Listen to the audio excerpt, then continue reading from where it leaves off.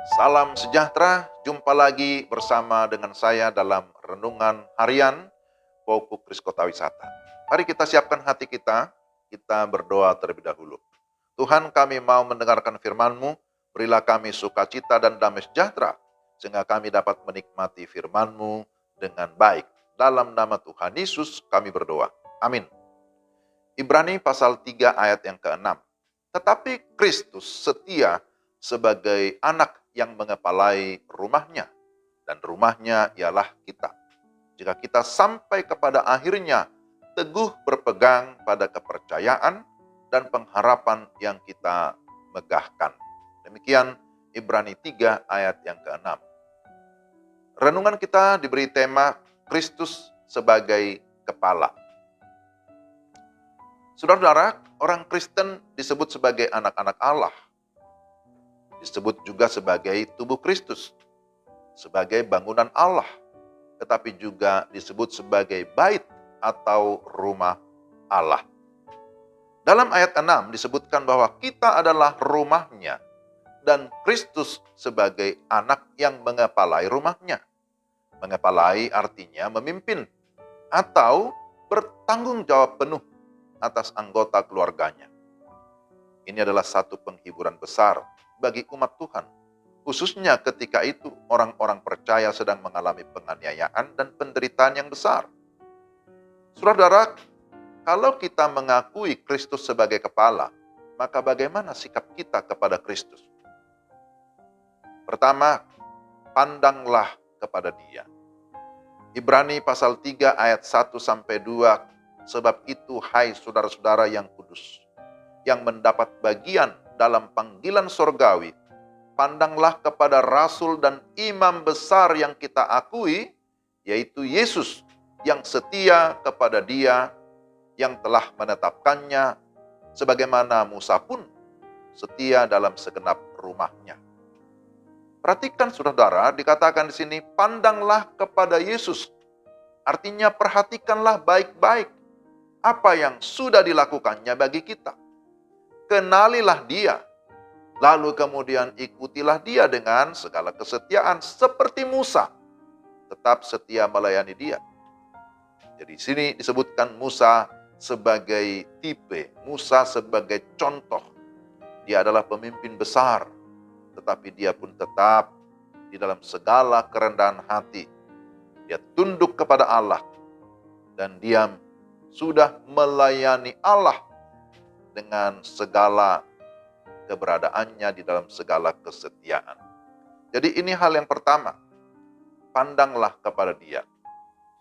Dan yang kedua, disebutkan di sini, jangan keraskan hatimu.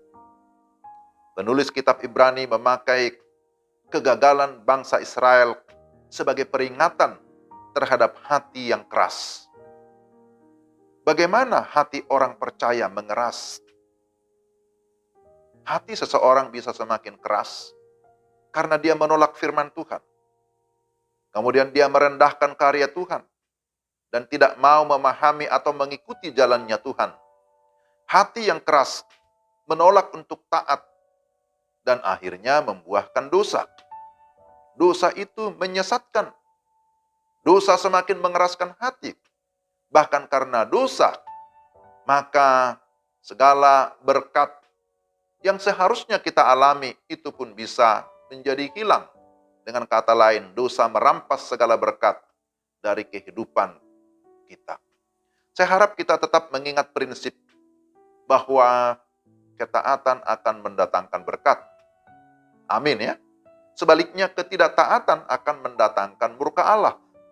Jadi kalau kita mengaku bahwa Kristus adalah kepala atau pemimpin, maka taatilah Dia. Dan yang ketiga, teguh berpegang pada kepercayaan dan pengharapan. Dalam Ibrani 3 ayat 14, di sana disebutkan, karena kita telah beroleh bagian di dalam Kristus, asal saja kita teguh berpegang sampai kepada akhirnya pada keyakinan iman kita yang semula. Berpegang pada kepercayaan atau iman yang semula. Artinya iman yang sejati di dalam Kristus. Teguh berarti tidak goyah, tidak ragu, tetapi memiliki keyakinan yang kokoh dalam Injil Kristus. Sehingga keyakinan yang kokoh akan memimpin kita kepada pengharapan yang pasti, bahwa kita pasti akan masuk ke tempat perhentian yang kekal sesuai dengan janji Allah. Saudara-saudara, ada banyak hal di dunia ini yang bisa menggoyahkan iman kita. Itu sebabnya tidak usah heran banyak orang yang akhirnya murtad, meninggalkan imannya. Maka hati-hatilah, jangan sampai dunia dengan segala keinginannya menguasai hatimu. Tetapi hendaklah Kristus dengan segala hikmatnya yang menguasai atau memimpin kehidupan. Kristus setia, maka hendaklah kita juga tetap setia mengikut Dia. Kristus adalah kepala, maka kita harus memiliki ketundukan dan ketaatan, karena Dialah yang terus akan memimpin kehidupan kita sampai ke tujuan yang kekal. Amin. Tuhan memberkati, mari kita berdoa. Tuhan, terima kasih untuk firman-Mu hari ini yang mengingatkan kami bahwa Kristus adalah kepala, pemimpin dalam hidup kami. Firman-Mu terus mendorong kami supaya kami hidup di dalam segala ketaatan, hidup di dalam segala ketundukan, hidup dalam segala kesetiaan mengikut Yesus. Sekalipun ada banyak godaan, ada banyak tantangan, tetapi kami tidak akan goyah karena kami tahu Yesus sudah memberikan kami jaminan kehidupan yang kekal. Terima kasih Tuhan untuk firman-Mu. Kami mengucap syukur di dalam nama-Mu, dalam nama Tuhan Yesus Kristus. Amin. Demikian renungan kita hari ini. Tuhan memberkati Bapak, Ibu, dan saudara-saudara sekalian. Shalom.